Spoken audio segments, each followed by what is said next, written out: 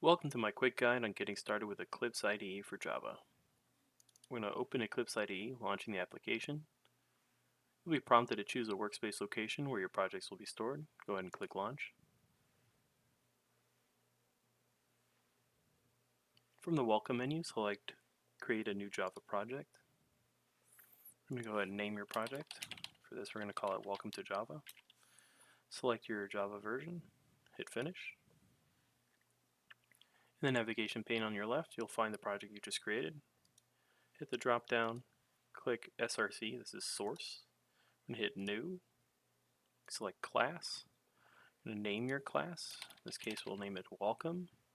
Check the option for public static void main strings args. In the main method block, this section here, we're going to go ahead and type out system.out.println parentheses quotations welcome to Java. Close the statement out with a semicolon. We're going to run our program, hit OK, and there you are. Welcome to Java.